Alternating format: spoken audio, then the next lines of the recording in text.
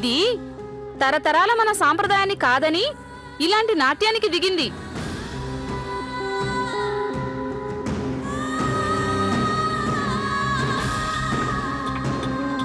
ఈ పాపాత్మురాలు మన నాట్యాల్ని కూడా మాన్పించేస్తుందేమో.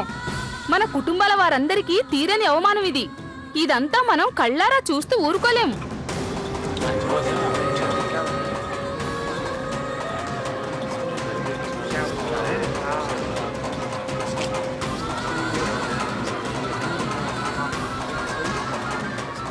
ఏంటి అర్థం లేకుండా మాట్లాడుతున్నారు?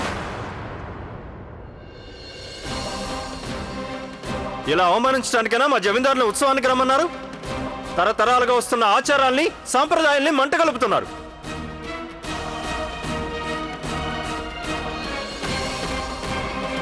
మన జమీందారులందరినీ ఇలా అవమానించడానికి తనకి ఎలాంటి హక్కు లేదు. దానికి అసలు ఎలాంటి హక్కు ఉందని? జమీందార్ గారు,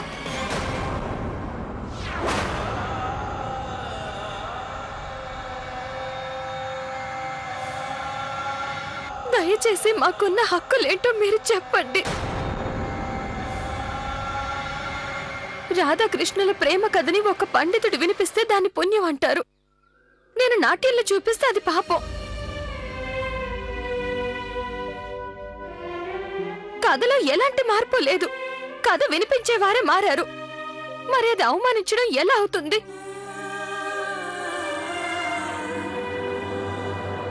రాధాదేవి కూడా ఒక స్త్రీయే కదా.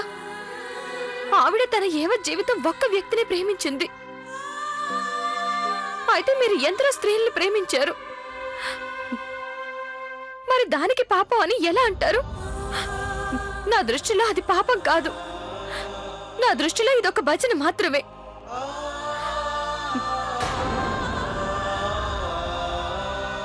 ఒక చిన్న ప్రయత్నం, గౌరవం కోసం చేసే ప్రయత్నం.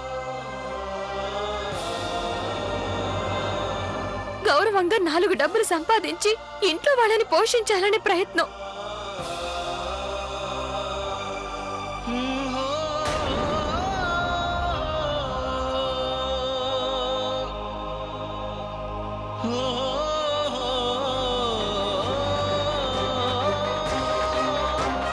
ఏ సాంప్రదాయం గురించి మీరు అంటున్నది?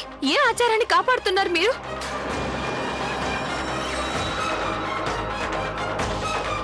మాలాంటి వాళ్ళకి ఎలాంటి హక్కు లేని సాంప్రదాయమా? జమీందారులందరికీ సర్వ హక్కులు ఉన్నాయి. నాట్యం వంటి పవిత్రమైన కళని గుడికి బదులు తమ ఇంట్లో మార్చుకునే హక్కు వాళ్ళకుంది.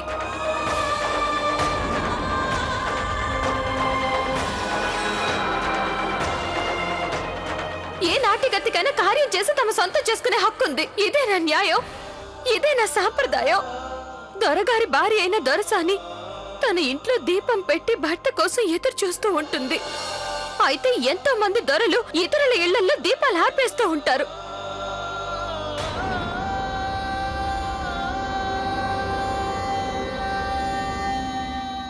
తెలిసి తెలియని వయసులో మా కుటుంబంలో అమ్మ ఎవరైనా ఒక జమీందారు ముందు తుమ్మిందంటే వెంటనే ఆ పిల్లని చీకటి గదిలో బంధించేస్తారు. అలాంటి సంప్రదాయాన్ని నేను అవమానించానంటున్నారు. మా ఆడపిల్లల్ని ఎంత ఘోరంగా దోచుకున్నారంటే అవమానించగల మానం కూడా వాళ్ళకి లేకుండా పోయింది.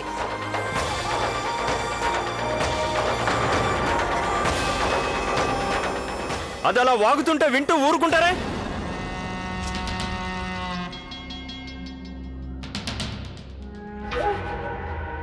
చెల్లెమ్మ, అది నోటుకొచ్చినట్టల్లా వాగుతుంది. దాన్ని ఆపలేకపోయామంటే దానివల్ల మనందరి ప్రాణాల మీదకి వస్తుంది.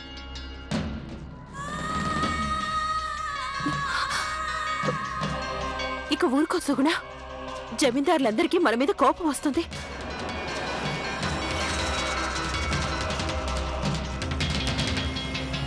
ఇంకా మాట్లాడు. నన్ను మాట్లాడండి అమ్మా. మనసులో బాధని వెళ్ళగక్కని.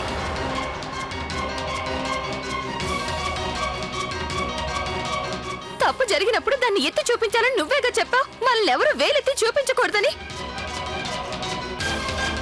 గోవిందమ్మ చూడదు ఎంతకు తెగించిందో. దాన్ని అదుపులో ఉంచమని ఎన్నిసార్లు చెప్పాను. ఇప్పుడు చూసావుగా ఏమైందో.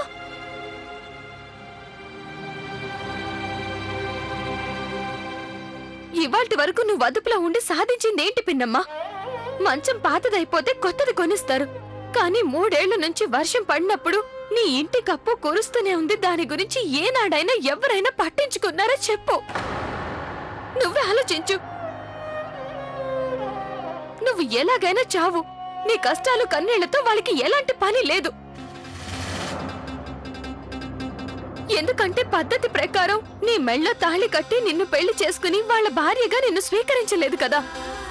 నీకు 3 మూరల మేలి ముసుగు కప్పడం ఒక్కటే వాళ్ళకి తెలుసు.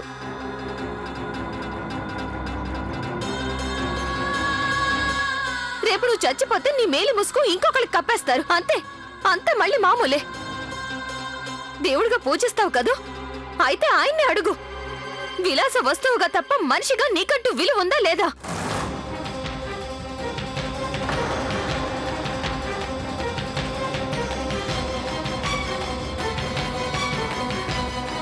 వాళ్ళ దృష్టిలో నువ్వు కేవలం ఒక చెత్తతో సమానం.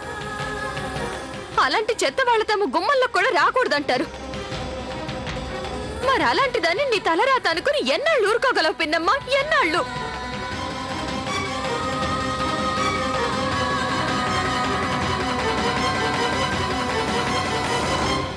అయ్యయ్యో, దాని నాలుక తెక్కోయాలి. జమీందారుల గురించి చాలా ఘోరంగా మాట్లాడుతుంది. నాలుగు మాత్రమే ఎందుకు, నా తల కూడా తెగ్గోయమనండి. కానీ నేను ఏ తప్పు చేయలేదు. ఎందుకు నోరు మూసుకోవాలి? నువ్వు నవ్వాలనుకున్నా, ఏడవాలనుకున్నా, చివరికి ఊపిరి పీల్చాలన్నా అలాంటి హక్కు ఈ జమీందారులు మనకి ఇచ్చారా లేదా అని ఆలోచించాలి. చాలు చాలు చాలు చాలు.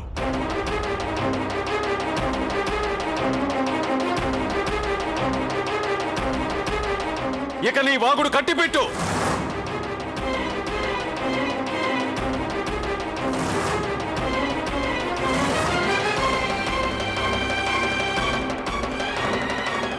చాలా మాట్లాడావు. ఇంకొక మాట మాట్లాడావో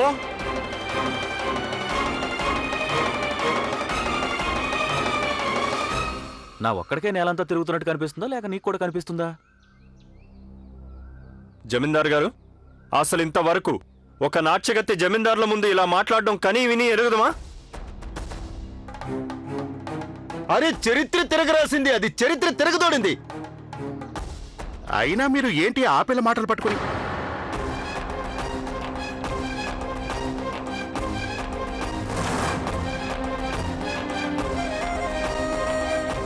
త్రివిక్రమరావు గారు, నేను మాట్లాడడం ఇంకా పూర్తి కాలేదు. నా మాట మధ్యలో మాట్లాడడానికి ఈ పరగణాలో ఏ ఒక్కరూ సాహసించడానికి వీల్లేదు.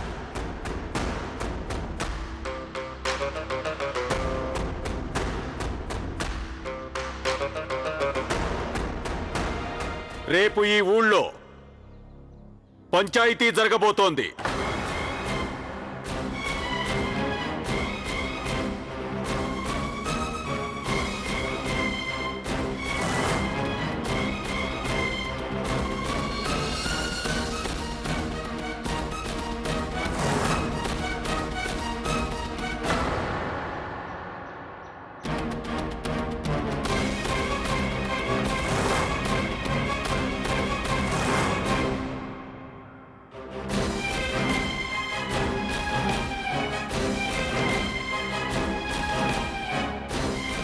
అప్పుడు నువ్వు నీ కుటుంబ సభ్యులందరితో కలిసి పంచాయతీకి జవాబు చెప్పుకోవాల్సి వస్తుంది.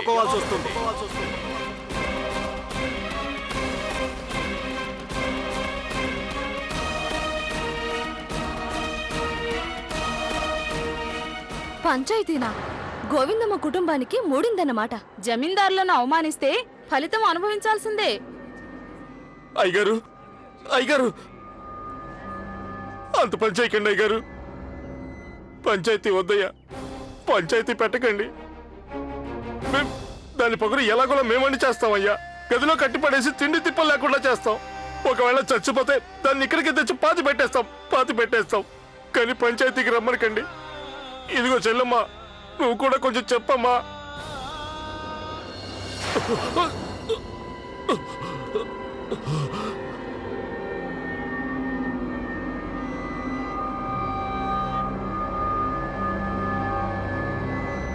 మనిషికి నోరనేది దేవుడిచ్చిన వరం.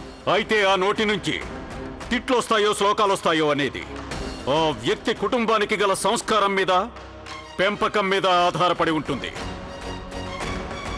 అందువల్ల ఆ శిక్ష అనుభవించేది ఆ పిల్ల ఒక్కతే కాదు, తన కుటుంబం అందరూ అనుభవించాల్సిందే.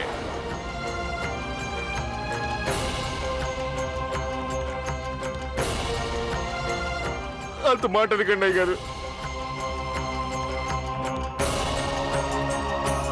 రేపు పంచాయతీ జరుగుతుంది, అందులో తీర్పు చెప్పబడుతుంది.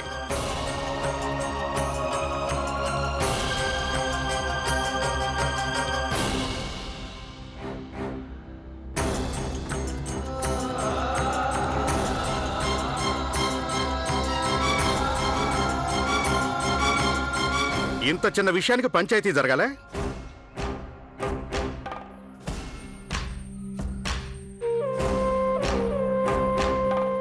ఇక్కడున్న జమీందారులందరినీ నేను ఒక్కటే అడగదలిచాను. ఒక అమ్మాయి పిచ్చి పిచ్చిగా వాగినంత మాత్రాన దెబ్బ తినేటంత బలహీనమైందా మీ గౌరవం? ఇంత చిన్న విషయాన్ని పంచాయతీకి తీసుకెళ్తామంటున్నారు, ఇదేమైనా బాగుందా? త్రివిక్రమరావు గారు, సమాజ నియమ నిబంధనల్ని పునాదులతో కదిలించే విషయం చిన్న విషయం అనిపించుకోదు. ఒక నాట్యగత్తె దొరల్ని రచ్చకిడ్చింది అంటే ఇది జమీందార్ల గౌరవానికి అప్రతిష్ట. తగిన జవాబు ఇవ్వడం చాలా అవసరం.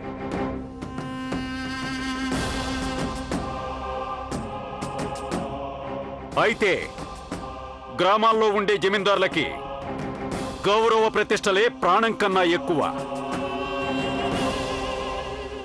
నువ్వు నగరవాసివి. ఈ విషయం నీకు పెద్దదిగా అనిపించకపోతే రేపు నువ్వు పంచాయతీకి రావాల్సిన పనిలేదు.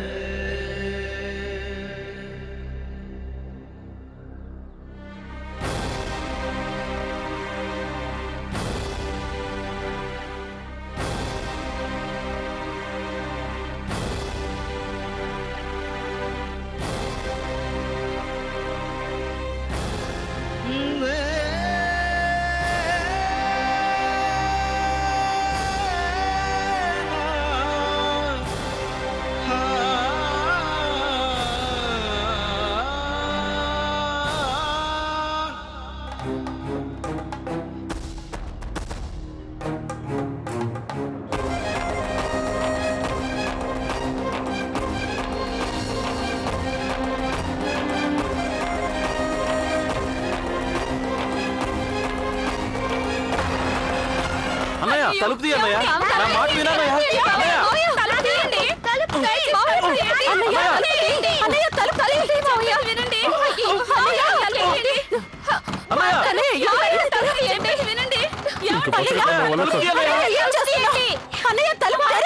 నీకే చెప్పేది, తలుపు తీయన్నయ్య. అన్నయ్య, నా మాట విని తలుపు తీయన్నయ్య. అన్నయ్య,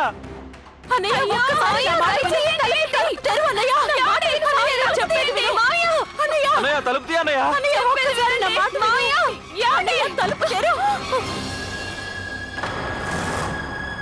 అయ్యయ్యో, ఎంత పని చేస్తున్నారండి కన్నయ్య, ఏదో ఒకటి చెయ్యి కన్నయ్య. ఏంటన్నయ్య పిచ్చి పని? తొందరపడకన్నయ్య, నా మాట వినన్నయ్య. ఆత్మహత్య చేసుకోవడం మంచిది కాదన్నయ్య. అరే ప్రశాంతంగా బతకనివ్వలేదు, కనీసం చావనివ్వండి. మీరందరూ మీ సంగతి చూసుకోండి. అన్నయ్య, మీ అమ్మాయి గురించి ఒకసారి ఆలోచించన్నయ్య. చెప్పండి వినన్నయ్య.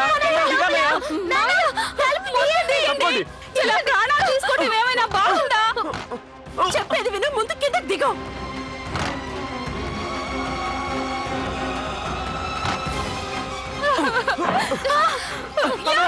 అన్నయ్య నా మాట వదిలేయండి నన్ను. దిగనయ్య అన్నయ్య దిగనయ్య వదలండి. అరే చెప్తుంటే మీకు అర్థం కావట్లేదు, వదిలేయండి నన్ను. ముందు ఆ మెళ్ళొంచి తాడు తీసి కిందకు దిగు మావయ్య. ముందు దిగండి. ఇలా ప్రాణాలు తీసుకోవడం ఏమైనా బాగుందా? అసలు ఎందుకు ఊరేసుకుంటున్నాడు? అన్నయ్య ముందు నువ్వు కిందకి దిగు. అరే వదలండి. మీకే చెప్పేది వదిలేయండి. వద్దండి, కనీసం మన టింకిల్ మొహమైనా చూడండి. దానికోసమైనా దిగండి.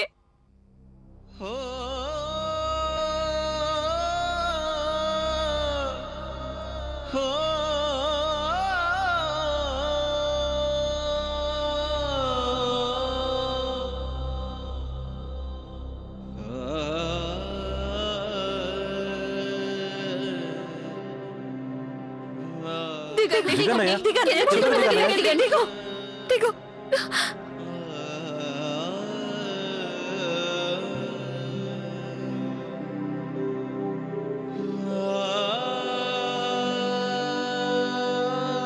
నేను నీకే అపకారం చేశాను తల్లి. ఒక పక్కేమో తొందరగా పెద్దదాన్ని అవ్వవు, ఇంకో పక్క నన్ను చావనైనా చావనివ్వవు. నాన్న, నా అన్నయ్య ఏంటి పోతలకే పా. ఏంటన్నయ్య ఏ పని? నిన్ను పెంచి పెద్ద చేసింది దీనికోసమేనా? నేను పడ్డ శ్రమకి, నా అభిమానానికి చివరికి నువ్విచ్చే బహుమతా?